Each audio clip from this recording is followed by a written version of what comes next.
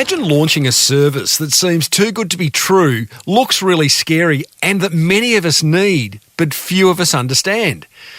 Let's explore a marketer's dream or nightmare, depending on how you look at it, on episode 559 of the 12-year-old award-winning Small Business Big Marketing podcast. Well, I said, welcome to a small business marketing show, where successful small business owners share their souls to take your marketing straight to the lead. Now, here's your host, Mr. Tim Reid. And welcome back to your weekly dose of marketing challenges. I'm your host, Timbo Reid, and I have an insatiable curiosity for uncovering marketing strategies and ideas that help businesses just like yours to grow. You, infinitely more importantly, are a motivated business owner, I hope. That's why you're here. And you're ready to crank out some great marketing to build that beautiful business of yours into the empire that it absolutely deserves to be. And guess what? You're in the right place, because that is why this podcast exists. As per usual, team, there's marketing GOLD dripping from the ceiling over here at Small Business Big Marketing's HQ. So let's get stuck right in. Slovakian-born, Perth-based entrepreneur Matej Varhalik is one courageous and inspiring business owner. You see, in his late 20s, with English as his second language and coming from a relatively poor background, he came to Australia and launched the Speedfit franchise. Where it gets interesting is that Speedfit is a tough proposition to get your head around. Put simply, it's a strength-building program that you do 20 minutes a week and that professes to be the equivalent of hours of exercise without having to lift a single weight. Sounds too good to be true, right? But wait, there is more. In one of Speedfit's 21 boutique studios, you get changed into a garment that has you looking like a Navy SEAL, then wired up onto a machine that uses electronic muscle stimulation to activate your muscles. Sounds scary, doesn't it? Now, I'm not for a minute questioning Matej's technology. That's not my business. My interest in interviewing Matej is to understand how he's gone about marketing something that seems too good to be true, looks scary, and that many of us need, but few of us understand. What a marketing challenge. From a business perspective, he's doing pretty well, growing a $4.4 million turnover last year to close to $10 million turnover this year. Not bad, given his marketing challenge and how badly the fitness industry has been affected by COVID. Massively would be an understatement. Matej does have a thick accent, but it won't take you long to become familiar with it. Enough from me. Let's meet Speedfit's head franchisor, Matej Varhalik. I'm going to start by a very simple question, which you can't get wrong, which is, what were you doing prior to launching Speedfit? I was in real estate or in business in general. So I have kind of like two careers prior Speedfit, which are related to actually the Speedfit. Because I used to play handball, European handball, or the Olympic sport, not very popular in Australia, but very popular in Europe and South America. So I used to play that as a professional. So that's kind of my sport background. And then after I finished with my career, I jumped into the business and I ran my own business since I was probably 21. Did you make the Olympics? No. But I actually now part of the Australian national team and squad. So I was playing on Asian Championship 2 years ago in Qatar. So in Kuwait. Yeah. Oh, that's awesome, mate. Given that is your background, I'm guessing you're quite a driven person. Probably, yes. I love to achieve things, and I see it as all challenges, and it was pretty much with the sport as well. I love winning, to be honest. So for me, that's the thing. I love team sport as well. So I can translate it into companies as well and a business that I consider that our team is a kind of like a sport team. And also we're trying to improve every year, almost every season. We're comparing ourselves to other businesses as well, almost like a ranking, and see how we can go better for the next financial year or next season. Does that mean you keep some kind of constant scoreboard or dashboard on your computer that you're referring to, on a hourly, daily, weekly basis? I wouldn't say that. That might be actually a good point to probably have, but it's more kind of like subconsciously that I'm always thinking that way, and I'm aware of what's going around, what the business is doing, what is, let's say, standard revenue per location in our business, or the other businesses, what should be the conversion rate, things like this, where I kind of compare ourselves and go, okay, can we actually achieve better return on investment, better conversion rate, better turnover than anyone else, and how we can get there? Can we get the steps together? Can we create a team that can perform and achieve it? Are you a win at all costs kind of guy? Probably I was when I was younger. I think it's changing when I'm getting slightly older, I would say, and wiser probably. That I feel like it's not the most important thing. It's the long game as well. We don't sprint here, so I wouldn't say on the all cost, but I just love that feeling. I love that it gives you the reason to do things. I just don't like to just doing things for sake of doing it without any outcome. So that's why I think even Speedfit as a project for me, I'm very excited to kind of going every day to work, because I see how much impact we can do, what we can achieve, and it's just a great feeling. Well, let's talk Speedfit, because I know I said I think you've got one of the great marketing challenges known to man. You're up for that challenge, clearly, by the sound of it. Before I ask how you are actually solving that challenge, how did you come across Speedfit in the first place? I've seen the technology back in Europe. The technology that we're utilizing in Speedfit is called EMS. It's electromuscle stimulation. So that technology is quite popular, I would say, not very popular, but there is a lot of studios in Europe.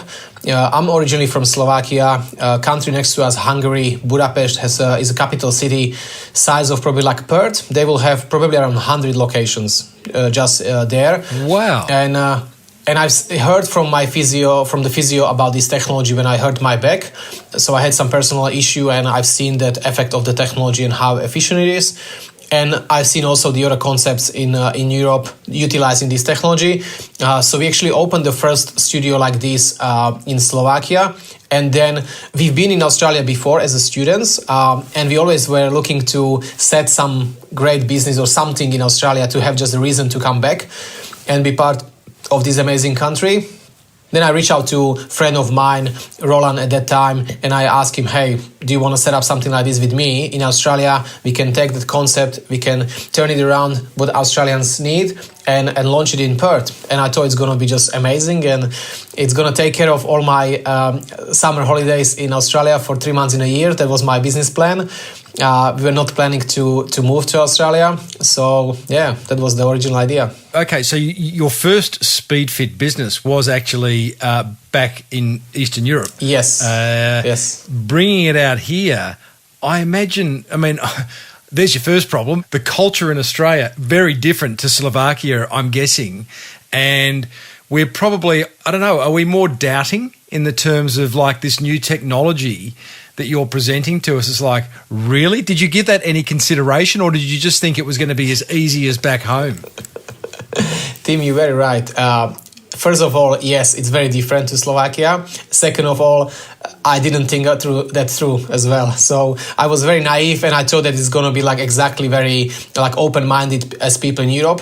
To be honest, I think Australia is very like large country in a way, so we need to kind of separate as well from, let's say, Sydney, Melbourne versus Perth. When we launched business in Perth, what I heard and what I see now, Perth is probably more on conservative way of thinking. So that was even more challenge. So when we kind of start getting Speedfit off the ground, I heard people commenting from East Coast like, if you made it in Perth, you can just fly through Sydney, because people in Perth are usually holding back. And that was exactly what happened to us. We came with that concept. As we're talking about here about the marketing, we didn't have a clear strategy how to get out there. We just thought that people will naturally come to us just because we think we are fantastic. And it just didn't happen. We opened the studio and there was no people.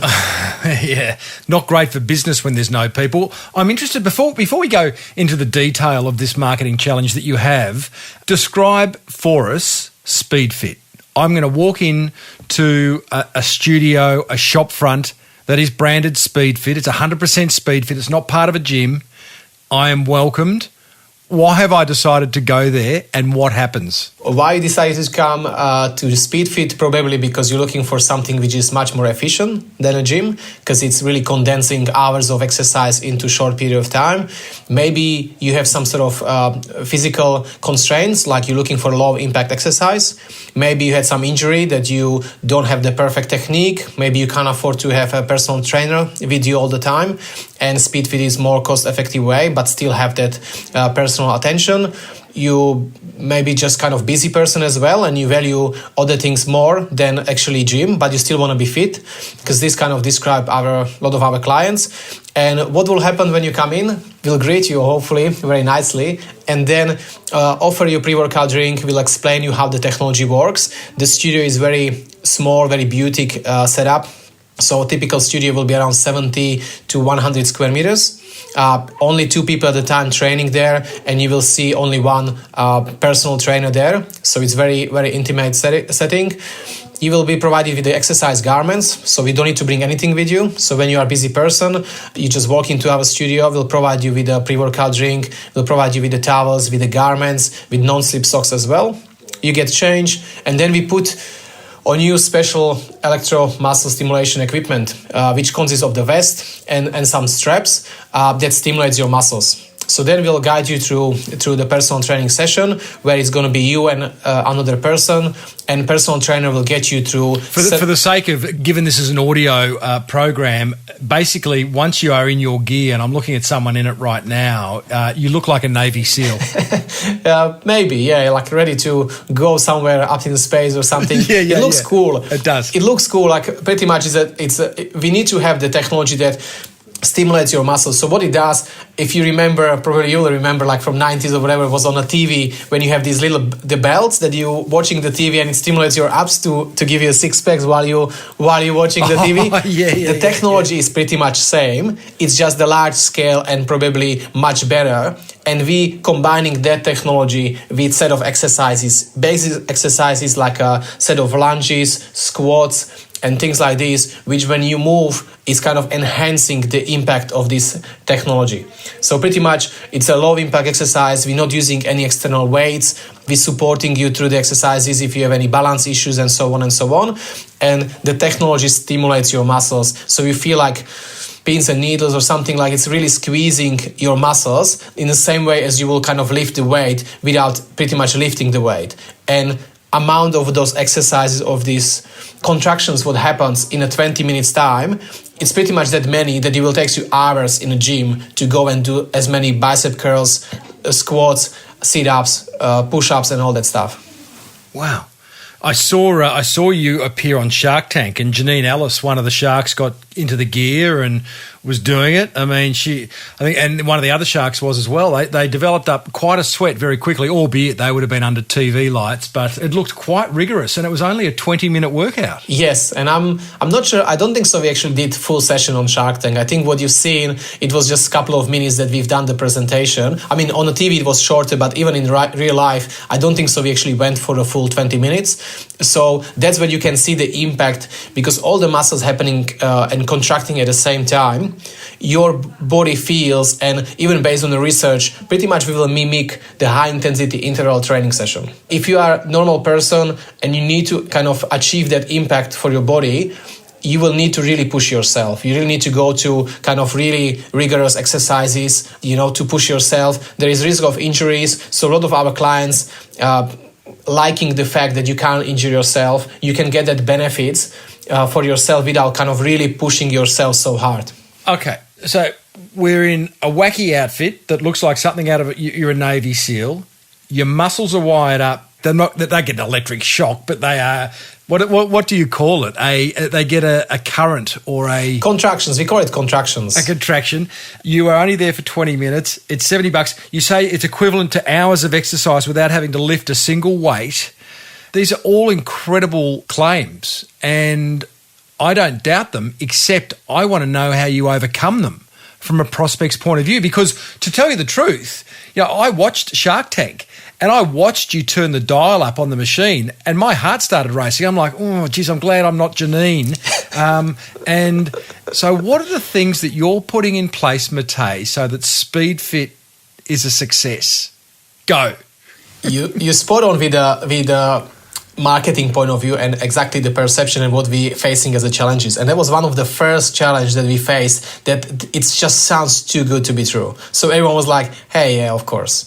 And I'm not interested because it's just so good to be true. To be honest, the science says that if you do actually 15 minutes of that exercise, you will reach 95% of the results, because then your muscle fibers getting tired. So I remember when we started with the Speedfit and we had the first location here in WA in Norbridge, we actually had a shop front saying 15 minutes only. We had to change it because that was so ridiculous that people will not even try it. So we actually changed it to 20 minutes because we're like, this 15 minutes just sounds ridiculous. So the reason why we're doing 20 minutes just to be more realistic, and also we stopped claiming like what is good for everything. We had to decide what is our core customer, what is the audience, what they actually are interested in, and really narrow it down to few things. Otherwise, it just sounded like, yeah, of course, you know everything. It does everything, it knows everything, so I'm not interested because there's nothing specific to me, if that makes sense, from marketing point of view. So it was a massive challenge, to be honest, to overcome the objections from the clients. And I even remember that we launched the studio and we had a couple of clients. I think we were doing probably around 50 sessions first year per week in a studios. And we couldn't get more. And clients who got amazing results, we were asking them for referrals, and they said, I'm not going to say my friends that I'm doing Speedfit. Like, it's embarrassing. I feel like I'm cheating. Well, there's another problem. Exactly. I feel like I'm cheating. It's not real. I don't want to go even to tell them what I'm doing because it's just so weird to explain. I don't know if I can trust you. I don't even know why I'm doing it, but it does work for me. And so I'll do it, but I don't tell anyone. And we were shattered. We were devastated. Like, come on, that's what we need. We came here. This is amazing. And they're like, yeah, it's cool for me, but I'm not that person. I'm not gonna, tell. So that was our very first challenge. Well, I suppose as a user of Speedfit, you would feel like, wow. And if it is working, and like if you're getting fit and lean and well, 20 minutes a week, why would you tell anyone about that secret sauce? Because it's like you want them to think you're going to the gym every day and you're 2 hours and you're punching weights and you're running marathons. Spot on. Everyone wants to be perceived like I'm the one who can do it. And I remember I was devastated because I used to train one of the quite well-known person from TV.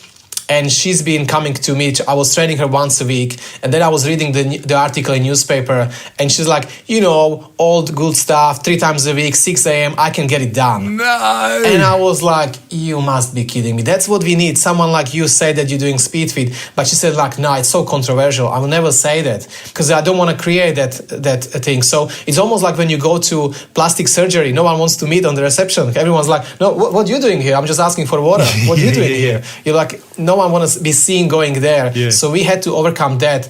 And I remember that it was whole rebranding thing when we started to call Speedfit as a smarter workout, because we wanted to really call it that way, and we tried to make the perception that it's like a smarter phone, it's just a smarter technology. It's actually smarter to use this technology. It's not cheating.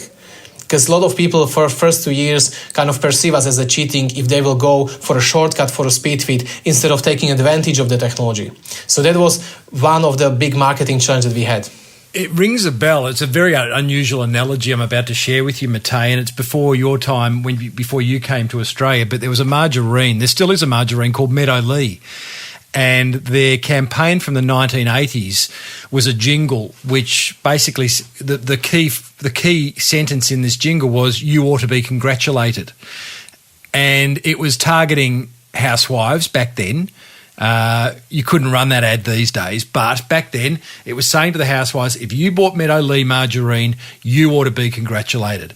And there are a couple of other campaigns around that time as well. Good on you, mum, Tip Top's the one for bread. And my point being, you're going down the track by the sounds of it as instead of kind of saying, hey, this is your secret to getting fit really quick, you're trying to say this is your secret to get fit the smart way. And if you do it, then you're one of the smart ones. Is that kind of where you're headed with it? Exactly. We wanted to create a feel that people are actually proud to say, I'm doing it a smarter way. I'm the smarter. I'm not a cheater. So obviously we still have a lot of work to do. Obviously we have only now around 30 locations is going to be around Australia. So it's still very minimum from what the technology does. And if you can compare it with like, let's say Pilates or yoga studios, there's so much room to grow. So I'm not saying that we've done it. I'm just saying that was the challenges, the initial challenges we had. And especially in Perth, we've seen that with number of studios we got here, we overcoming them. We have a lot of clients and so on, and we're still growing. So, but that was like first 2 years, that was the massive challenge for us. I noticed, the first thing that I noticed that you're doing to address this problem is you go to speedfit.com.au, you're confronted with a full-page video and a complimentary introductory consult, which I guess is your way of saying, hey, listen, come in and try it for free? Is that what you're doing? Actually, we don't do free trials, to be honest. We charge for trials. What is the complimentary? Why? Because it has a value. We will never do free trial. We never done it. And we actually always selling the trials. So we probably, out of all the gyms out there, we don't do it and we don't want to discount. And you probably know from the brand point of view and value, you can have a VIP pass from me because you know me, or you might know some franchisee who will give it to you, or in some special occasion, but you will never able to be booked for a free session online just like that.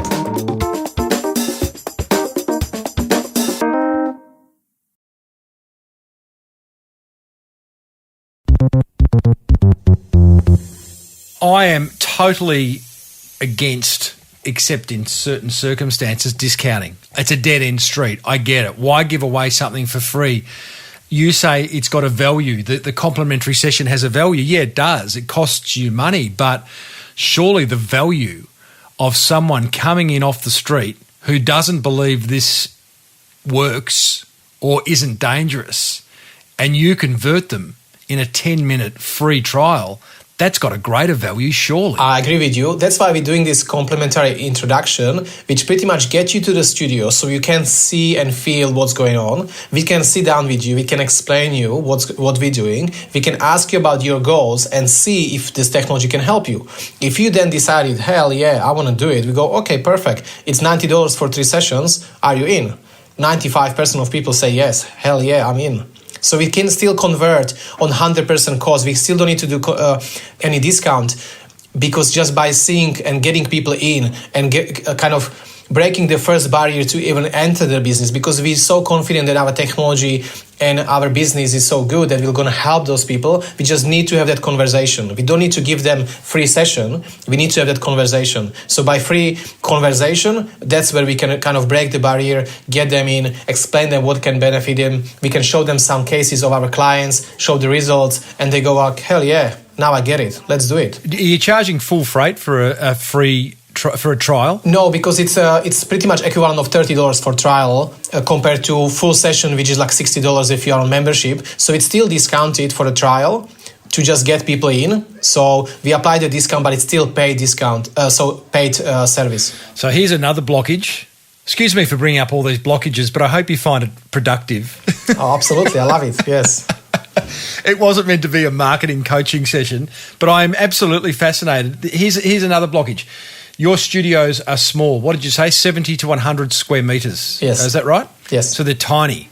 Yes. You can't hide in your studio. So how are you getting people to walk in off the street into a studio where I'm guessing there are people wired up doing weird things? I would feel very self-conscious actually even walking in and wondering what to ask outside of what the hell is this, guys? And not many people would have the front to do that. So how are you getting them in the first place? In the first place, the biggest source of leads for us are referrals, because just now we kind of break the barrier. People feel proud about doing Speedfit. So that's the first thing that we had the barrier to break. And now we see that... Can I just, hands up here. So what you're saying, referrals is your number one way of getting new people in. So you've solved the problem of current customers keeping it a secret. Absolutely. By turning them into smart people. Absolutely. Awesome. Yes. Well done. So how else are you getting them into the studios? Yeah, so second biggest source will be social media and internet, because it's a personal training. So even if you walk in, the chance that you can get served is a minimum, because usually the trainer is busy with the sessions. So we don't even encourage clients to walk in because it's not a great experience. It will be probably some iPad waiting for you on on the reception desk to leave your details, and then after the session we'll follow up with you. But we consider it kind of like a waste of time for our busy clients. We encourage them to go online to book the session. We have a person that will kind of get you through induction over the phone to save you some time, find the studio, find the spot for you, and book you in specifically for a session. So someone's already waiting for you for that chat and the trial session. Okay. Any other ways? Are you advertising beyond social media? Do you have partnerships with health food shops, or I don't know, what else are you doing to drive traffic? To be honest, it sounds amazing or very bad, but we're not doing actually much. When I see we had few people from like typical 24/7 gyms that they really need to squeeze every single angle, every single lead to get something, and we go like, oh, we didn't even start doing it, we're still busy. So we just kind of pretty much doing now only social media and referrals, but slowly we're just building our marketing team. Pretty much our head of marketing, she started 4 weeks ago, and she now building the things like, I know in next quarter she wanted to try Spotify as a new way of getting some leads that we never tried before. We trying to go to maybe WeChat, because we see that we have a lot of specific followers from Asia when they love technology and they love to be fit. So we see the strong following from their segment. But pretty much so far only Google and Facebook and Instagram. Pretty much the Facebook was for many years number one source of leads for us, because we could share what we've done. We could share all these segments on the TV. So pretty much the big breakthrough of Speedfit happened when the Channel 7 program Today Tonight, which is like 7 p.m. Night show every day, promoted Speedfit, or they came and did a session with us. That was pretty much when Speedfit in WA kind of started, because before we were just treading the water, going around 50 clients a week. And when we managed to get on TV, that pretty much overnight turned our business into success. Wow, Matej, you rolled the dice getting Today Tonight in. That could have gone one of two ways, because from to my knowledge and a little bit of experience, where I've worked for a business where they wanted to come in and do an expose on it, they don't tell you whether it's going to be a good or a bad expose. No. Now, if you've got nothing to hide, that's okay, although they can still, this media crowd, they can still find an angle that could bury you. 100% agree with you, Tim. You need to understand at that time, we had nothing to lose. We were pretty much about to pack our bags and go back to Europe. Because the business was not working. I remember that I already sent my wife and my first one back to Slovakia, and I said, I'm going to wrap it up here. I'll give it maybe 2 months. It cost us so much money. We were funding all that money. Pretty much coming from Eastern Europe, the money we spent in first 2 years will let me to retire in Slovakia without working. But as you mentioned, I like challenges, so that was one of the challenge to come here and see if we can make it work. So I remember that we sat with Roland and said, look, I'm not going to pay you anymore the salary. You need to find some extra gig or something. We can't support anymore this business. We have 30 days to find something. And pretty much for 7 days, we were calling the TVs and all the media every day until they said yes. And then we managed to get everything kind of happening in next 60 days, I think. And we used the last money that we had to open a second location just to prove the point that we are successful, and just bet everything all in. As you can imagine, everything was just all in. What was your mindset like then? You're a competitive guy, you're a smart guy. Were you sort of starting to crumble, or you were strong of mind and just thought, I just got to go hard here. I can't leave anything on the table? Hard to say. We had a bit of backup, to be honest. Like I am supported by my incredible wife, so that's kind of give you really good base, because you don't feel like you're risking it all, because you know that you have her on side. Emotionally supported or financially supported? Emotionally. Right. Yeah, emotionally. Fantastic. So pretty much because we both coming from quite humble kind of the basics, not quite poor basic families, so we didn't have much when we were growing up. So when I was running my business and I was quite well in Slovakia, we finished our house, and we kind of made a pact that if we can manage to always have like 2-bedroom apartment at the end of this journey where we were kind of growing up into, we go, that's fine. We used to do that. So it's nothing, everything else we have, we can trade for amazing journey in life rather than be kind of very secure. And we were back in time, we were 28 at the time. So it was very early that I felt like I have so much energy, I have so much power. I just don't want to be just cruising to the rest of my life. So we knew that even everything would be bad and it was hundreds of thousands, we knew that we still can manage to get that apartment. We can have somewhere we have one and another. We can go back to Slovakia, live in that 2-bedroom apartment, and at least we will have the memories and experiences worth doing it. So it wasn't as as bad, I would say. It wasn't a dire situation. You had a fallback. You were young, full of energy. You put it down to experience. Exactly, so the downside wasn't as big. Exactly, it happened to me in 2008 when it was the GFC, when I pretty much lost a lot of revenue or a lot of money, or my net worth pretty much almost dropped completely because I was in real estate at that time. So I already had experience as well to kind of going from the top to the bottom and bouncing back. And when you're 28, you go like, that's okay, it's a life, that's fine. Yeah. Matej, how do you? Well, actually, I want to continue. So you've talked about how to attract new clients in. Is your loyalty rate very high? Once people try it, are they then what is it? 50% signing up for 12 months, 10%, 90%? So currently, I think for last month we were sitting around 55%. But typically, experienced studios and managers they are between 60 to 75% conversion rate from lead to sign up. And 70% of our clients pre-COVID was on 12 months membership. Now we have a bit of flexibility because of the COVID and all these closures happening around. But pretty much 70% of our clients will be on 12 months contract. And many of them staying a long time. Our CRM system doesn't really kind of very well tracking the retention rate and how long they stay in average. We have some data, but we don't have like one number that will kind of represent it. One location when I was working, which is like really outstanding, is a Claremont in WA. We have 30% of the members, they joined us in the first year 7 years ago. Still. Wow. And they're still with you, 30%. Still. That's 30% good. of the members. Because I imagine the lifetime value of a customer at Speedfit is pretty significant. So, imagine it's $3,000 a year. Yeah. And imagine that you have someone coming for 7 years. Yeah. 21 grand right there. Tell me, okay, so one of the areas that I would have thought would be an absolute goldmine for you is creating content, what I call helpful content.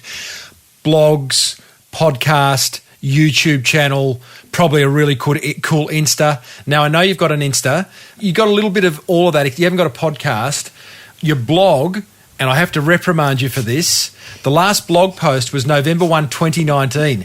Now, for a business where there is massive doubt and there is massive fear and there is massive lack of understanding and there is massive, I don't know whether I should give them my money because I don't know whether they're going to be here tomorrow, a 2-year-old out-of-date blog is going to really do a good job at putting the last nail in the coffin. I agree with you 100%. And, sorry, I have to add to that, your Twitter hasn't been updated since the 8th of September 2020. Now, I'm not here to just throw stones. I'm here to have a mature marketing conversation. Thank you for laughing at my observations and not, hanging up on this interview. But what's going on? We're just so busy with our clients and referrals, they're coming through, so we don't really need to do it, to be honest. That's what I said. Well, then turn it off. Yeah, you're right. On a serious note, to be honest, we're very young company and small in a way. Even when I look 15 months ago, it will be probably my wife, myself in office, and another 1 or 2 people in a head office. So pretty much we started to build a serious head office last financial year when, as I said, we just appointed head of marketing. We just, in the process actually today, they are recruiting second marketing officer. So there will be second person to do it. So before we didn't even have a full-time person to do marketing. We had one for last 9 months. She was amazing, but it was her first job. She came as an intern and then we turned her into marketing manager. She was 21, first job. So we were kind of dealing with things like this. So there was no real focus on that because for us, the focus was to make sure that we deliver amazing service for people, get them the results, and business take care of itself. So that was kind of the understanding. Can we give them extra value? Can we give them free pre-workout drink? Can we give them post-workout drink? Can we do 8-week challenges? Can we do cardio sessions? Can we make sure that we have the right people who's servicing them, rather than having amazing marketing campaign and then you coming and get disappointed? So the focus is pretty much to make sure that the service is outstanding, and then we will catch up on the marketing later, if that makes sense. But that's definitely focus of ours now, especially when we're scaling up. We're just opening now, in next 60 days, we're opening 6 locations. Like this year, 2021 is probably our biggest yet. Like how many locations? We're almost opening 1 a month, and it's just kind of building the momentum now. So we are now in the process having operations manager, admin office manager, head of marketing. So the head office pretty much growing from 2 people to 10 in last 12 months. That's amazing. And wow, what courage. You guys, you business owners, this is why I do what I do. I just think you're all full of courage, and particularly what you've just said in the sense of, opening up locations at a fair rate in the middle of a global pandemic, of which gyms are one of those businesses amongst many that have been severely impacted. So your mindset there is pretty admirable, Matej. Thank you. I think it's supported by numbers, to be honest. Like we see that our clients are so loyal to our brand, to be honest. Because you're paying for a session, so we don't charge you for access like typical gym. So whenever the pandemic was there as well, when it was like 2020, the first one for 3 months, I think that everyone, the job keeper and all that stuff happened. 30% of our members actually sticked with us and were still paying weekly membership just to get us through, and said like, I'm going to just bank up on my sessions. I don't mind, guys. I'm going to support you. You are small business, local business. We love you. We want to stay with you. So the loyalty that we have is amazing, and the support. So that allowing us to kind of make those brave decisions. And also, when we look at any restrictions, even now in New South Wales, pretty much yesterday, they said there is new restriction for up to 20 people per class. We have 2 people. So we are the most safe COVID business in fitness space you can find. So even from that point of view, I mean, it's disappointing to see that Melbourne, for example, they said our gym was the last to open for no reason. But we can't do anything with that. On the other hand, we have quite good business model with low overheads. So even the business, even the money that we get from the government almost cover all our expenses. So we didn't really lose money, to be honest. Good country, Australia, isn't it? Amazing. When I was actually doing the interview for Forbes in Slovakia when the pandemic hit, because they were trying to compare different countries, what they're doing, and they couldn't believe. Like they pretty much, when I was telling them, guys, to run the business in Australia, and that's my observation as a foreigner. If you ask someone in Australia, many people will kind of complain and say something that is not enough. I'm going like, guys, wake up. Like this is the outstanding, the support that you got here, the job keeper, the tax offset, the grants when we close. Like nothing like this happened in Europe. Nothing. Like it's can't. We're not called the lucky country for no reason. Exactly. No, for me, like this is amazing, and that's why I don't even feel as like in Slovakia or in Europe. I will feel like much more stressed, because even if you will have some grant, it will take you months to get that. In Australia, you feel much more supported and safer. I think the country is amazing. Matej, where's the business at today? How many studios? Can you tell us turnover, growth, number of staff? Just give us a sense of exactly where it's at. And I like it. He's moving to, he's looking at his screen, mouse in hand. You're going to refer to some dashboard or spreadsheet. Off you go. Yeah, I'm a numbers guy as well. So in terms of like how many locations we have up and running 21 locations. It's going to be 30 by end of this calendar year. As I said, we're doing now 5-6 locations are pretty much just now rolling. In WA, we're just opening next month Central Coast, which will be the first one. We're opening South Australia in next quarter. So there's a lot of things happening. So from that point of view, I think it's really good. This financial year, we're doing well. Like our goal was pretty much to hit 10 million sometime this calendar year. That was pretty much the goal. As I'm looking now, we pretty much 8.6 year to date. How does that make you feel? Amazing. I'm more looking like it's actually 58% year-on-year growth. That's what makes me more happy. So then the overall number, because Yes, we're always looking at the fundamental numbers, like what we can deliver to our franchisees, what are studios making, what is the return investment. Because it's funny world in franchising. Every time I go to some expo, everyone asks you how many locations you got. That's the first question, because everyone measures it by the number of outlets. That's a success. No one really cares if the franchise is making money, in my opinion. So we're really focusing on making sure that the basic economic is right for them. And the second thing is that when I tell them that most of them are in WA, everyone's like, okay, no one really cares what's going on in WA. So that's really the next challenge for us, that we would like to focus really now on East Coast. Pretty much by end of this year, we're going to have 20 locations in WA, which pretty much... I wonder, and I was saying, far be it for me to overview a rollout strategy for Speedfit, but as I said to you, I live in a place called Noosa. Noosa is a very popular and a pretty wealthy seaside resort, full of tourists, and all the locals are pretty wealthy, mainly retired. I think I'm the only person actually that lives and works in Noosa. They're all retired and they're all wealthy. They're all wanting to live till 150. So this, to me, is a market that Speedfit couldn't fail in, I think. So I guess that poses the question, why are you sort of going, we're going to open up in South Australia and Central Coast New South Wales, as opposed to cherry-picking key locations? Noosa, Byron Bay, Sorrento or Mornington down in Melbourne, why aren't you going being more micro about it? We do, like when I mentioned like the location, like the state itself, we do have the data. Pretty much we've drilled down what is our demographic, we know what is their average income, we know who is our core customer. So pretty much we have nominated 175 territories in Australia, which we know they are kind of represent what our studio is doing. And pretty much when I'm saying Adelaide, I know we're going North Adelaide and we know why we're going North Adelaide. So when I'm saying we're going Central Coast, I know why we're going East Gosford, because that's the reasoning behind. And to be honest, Noosa, definitely, I've been actually there as a tourist. It's an amazing place to live, and I'm sure doing the business as well. It's just because we need people, to be honest. Like we have a lot of corporate locations, so we can run it as a corporate. But when we see some sort of locations remotely, I still believe that the connection is missing. When we opened, for example, Kotara location in Newcastle region, it was driven by the person living there and saying, hey, that person we knew from Speedfit because he used to be our employee. We said, let's do it. Let's do the partnership. Let's open location there. Today, the Kotara is the number one location in Australia.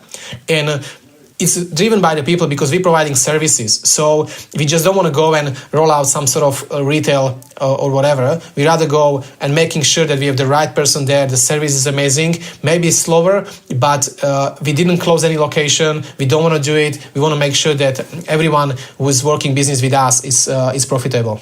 One thing, and you're doing quite a few things right. I've been constructively critical. I hope you think one of the things I love what you're doing is your branding's excellent. They're putting aside, it's a nice logo, but your consistency of branding. You're sitting there in your Speedfit jacket, your Speedfit logo on the website, Speedfit signage. Is just a beautiful consistency about it, which gives the sense of you being a whole lot bigger than you are. And that's a tip for every small business in Australia, from the little cafe on the corner to the 5 office business down the road. Like, get your branding right.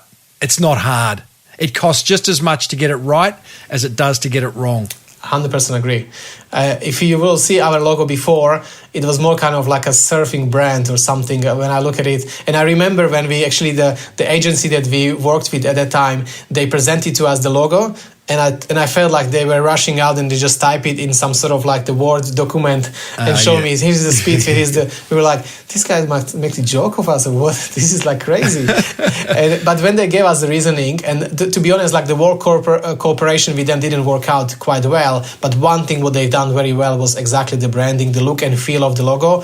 And then we pretty much matched the studio to it. And I agree with you. I think it just feels that way, that it's like really nice, good brand. Yeah. Matej, thank you so much for allowing me to question you and pry and prod and figure out exactly how you are making you are working towards making Speedfit a success. I think it's a great story in the making, and I know you've got some pretty steep hills to climb in order to get that, expansion across the whole of Australia and to get the belief of a whole lot of people who currently, like I said at the start, don't necessarily understand what it is, are too scared about it or whatever it may be. So, and I didn't expect you to have all the answers either, but you've got a few, and clearly you're doing something right. So well done, buddy, for coming over here and having a crack at what is potentially a tough business. So thank you for sharing. Yeah, thank you so much, Tim. Yeah, that was an amazing journey, and I enjoy this conversation. It's amazing because you have that knowledge about the branding and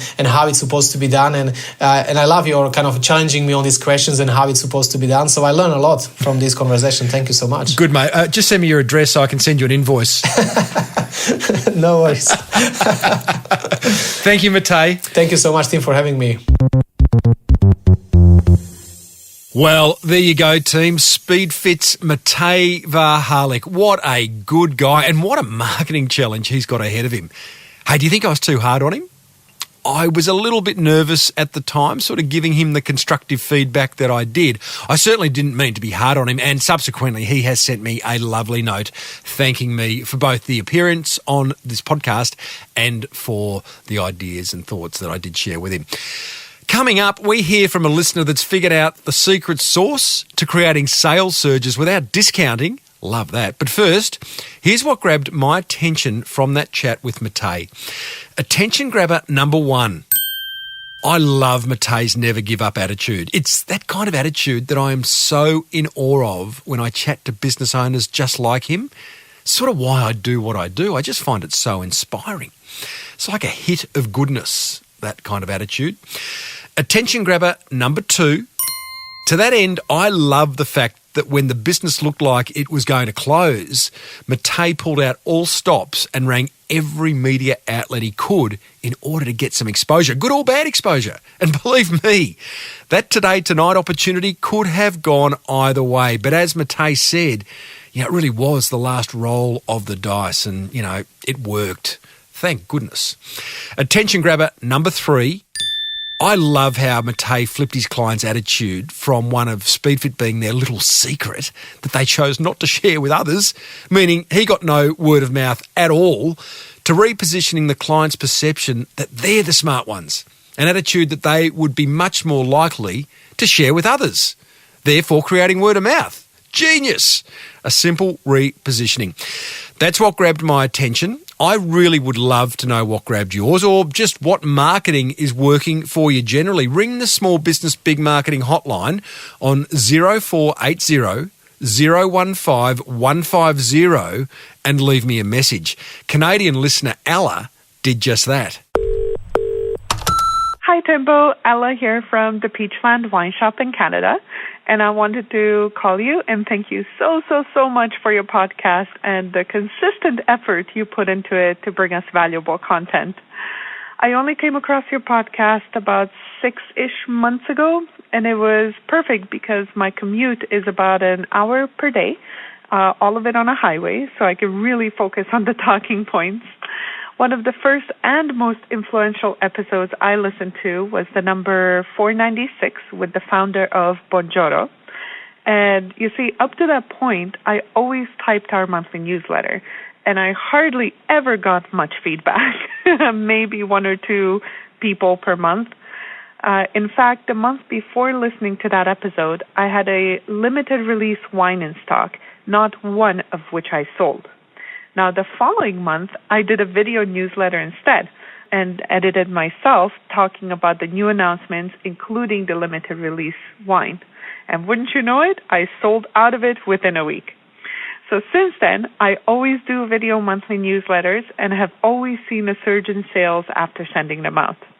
So thank you again for the priceless GOLD you're spreading all around the world.